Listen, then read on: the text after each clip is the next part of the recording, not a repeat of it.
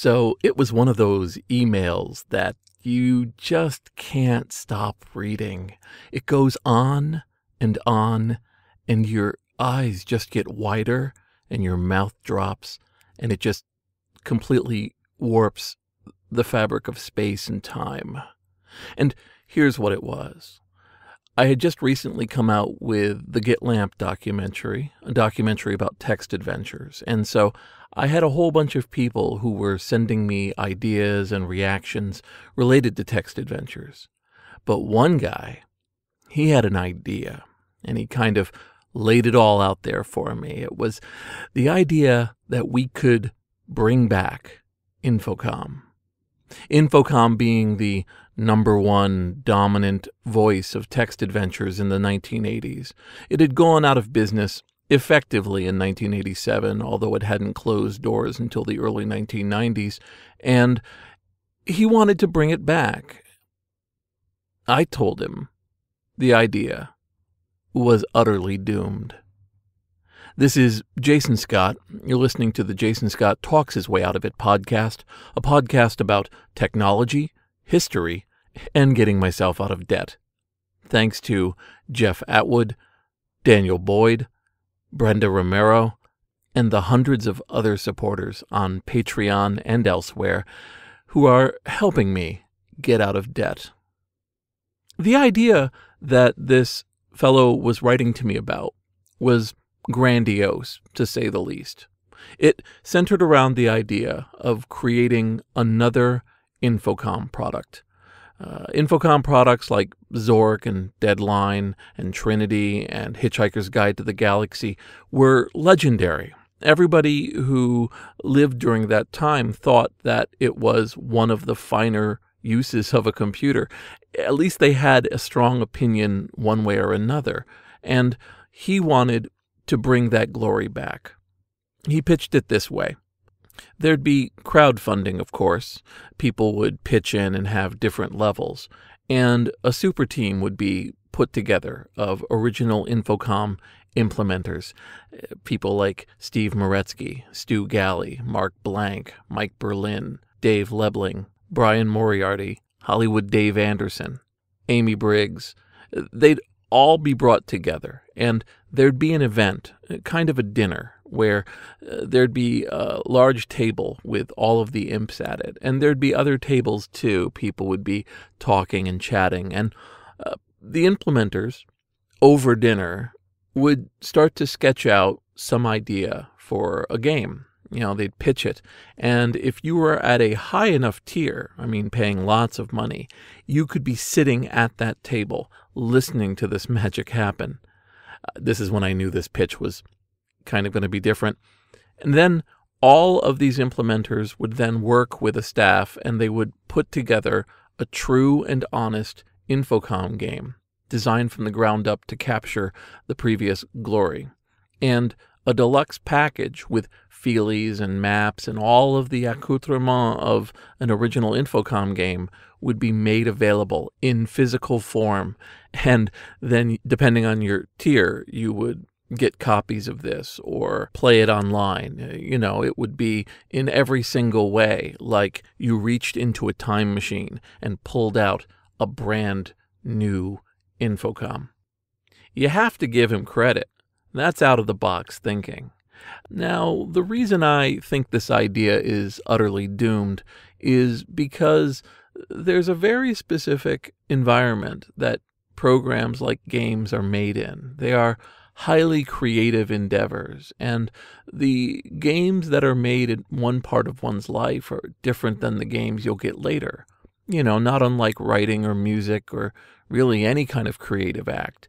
And the games that were created at Infocom in the 1980s, these were based off of the work of living and breathing everything Infocom 24 hours a day by 20-somethings who in some cases had come from MIT and in other cases had assembled from around the country.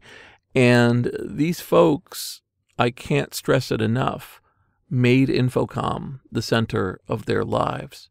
In interviews I conducted with them, they all talked about the collegial atmosphere and the games and the parties and just a crackling energy from daily lunches and hanging out and bouncing ideas off of each other over the course of weeks or months. And to be able to think that you could have a dinner or even a couple dinners or even a week or two and start to aim towards that level of intensity, well, it's just not going to happen.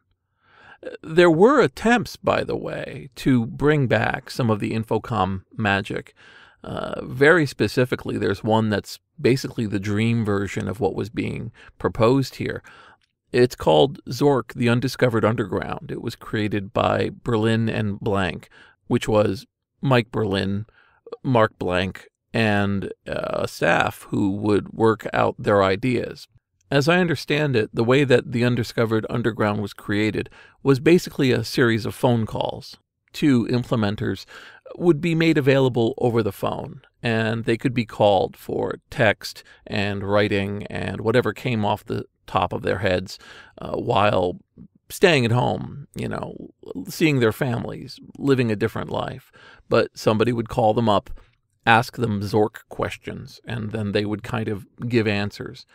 And if you've played the game, it's less about handily crafted puzzles dragging you to the edge. It was meant to be a bonus, a kind of a extra bonus round. It's almost, basically, a cover, much like a compilation of previous works by a band might have an extra track that the band got together and recorded and which could be pointed to for sales. If you actually want to stretch this even further, you could look at something like Spellcasting 101, which was created by Steve Moretsky working with Bob Bates at Legend Entertainment. Bob had done work with Infocom. He was basically an implementer, and when it shut down, he still had the technology to do a different kind, but similar kind of text adventure, and he hired one of the best writers, Steve Moretsky, to work on a game. And Spellcasting 101 was a decent enough game. It had its own peaks and valleys. It had its own outlook and had graphics to boot. But nobody would confuse it with an Infocom game, even though it had one of its best writers working for it. I think when you try to capture old magic, you find yourself with a kind of forced atmosphere. I think it's better to say, everybody who worked here, you had some really good ideas, and I bet you still have some. Why don't you tell us about them and go from there? So, for example, Steve told me that at one company, he was trying to propose, and he was constantly pitching, really, a game about the game industry. This would have been around 2000. And I still think of the lost opportunity of a Steve Moretsky-designed game industry commentary game. I just can't imagine the kind of observational humor he would have had in there about games at the time and how we would have internalized the different characters and would have applied the characters that he came up with to templates of game industry people in the modern era. Oh, here comes another whatever. Oh, they are a definite whatever. I don't know. I would have really liked to have seen that game, but nobody wanted to make it.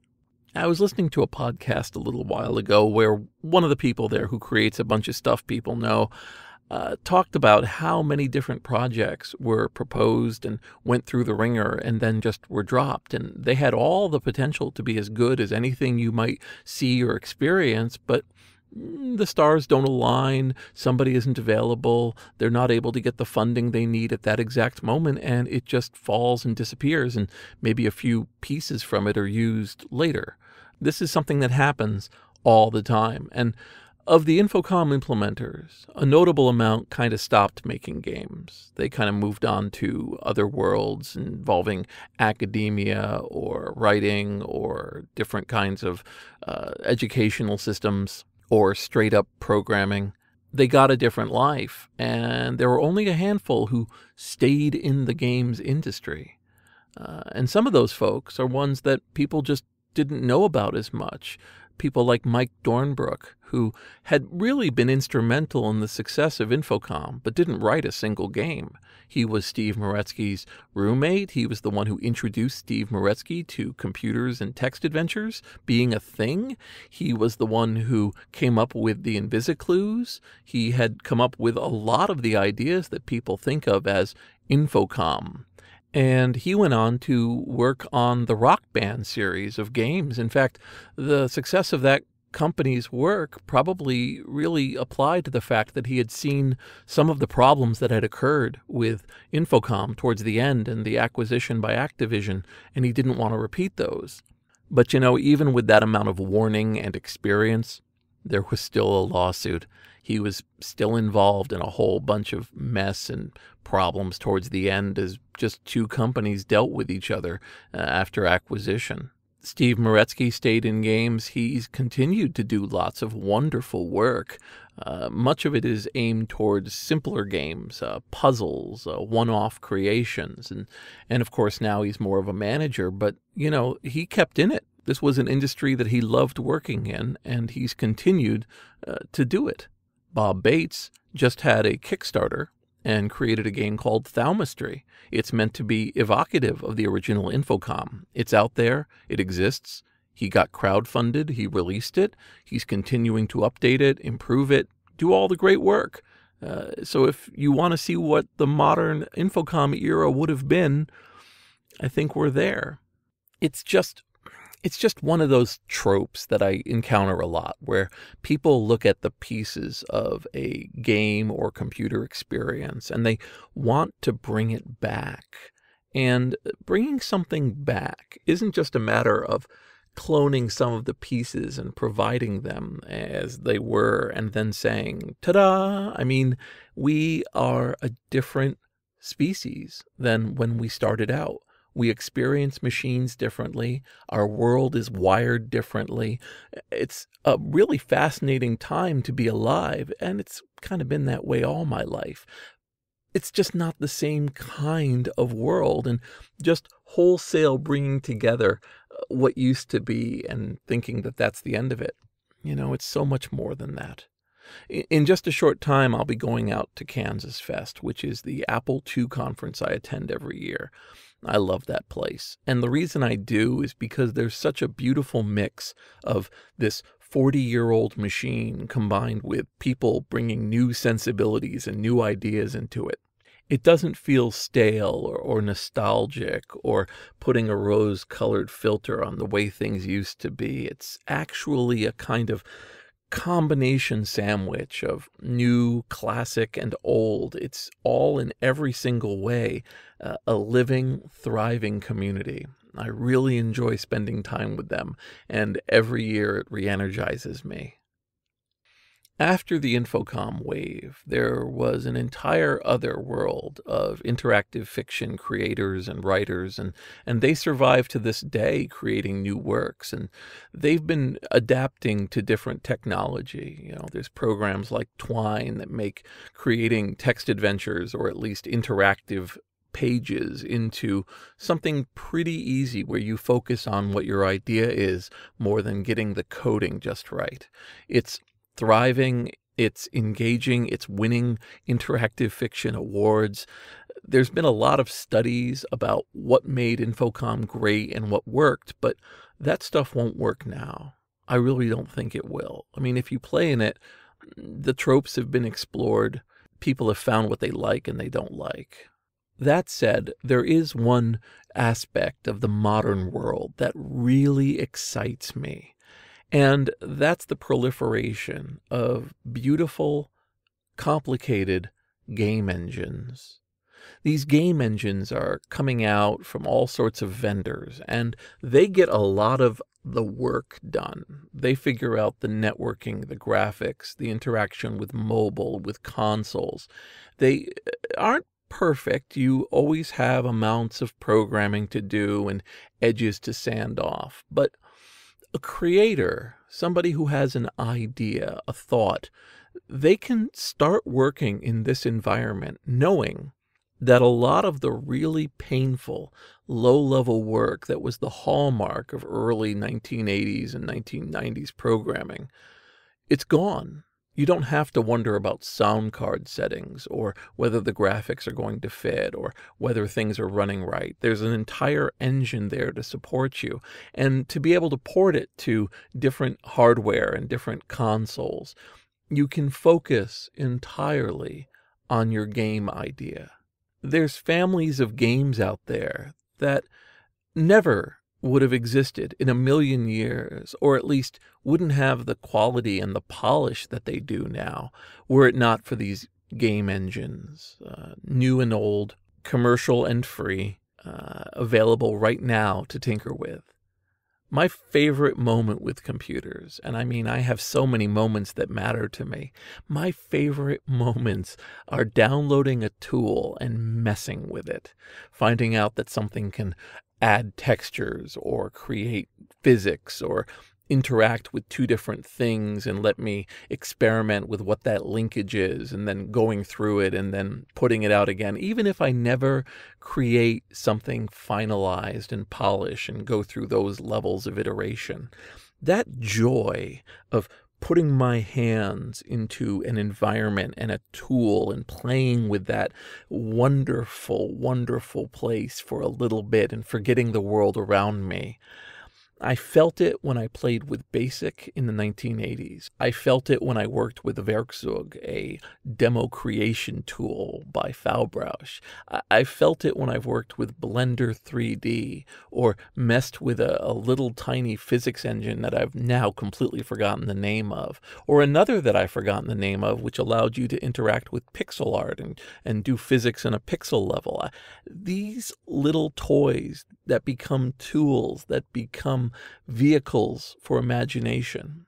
This is the most exciting and amazing thing to me. And the idea that some kid who has the same drive that I did when I was 13 and wanted to express things, and all I had was graph paper and dreams, to know that they could get a mid-sized computer, download one of these engines for free, and start making their ideas glow in the night. Who wouldn't want to stick around for that?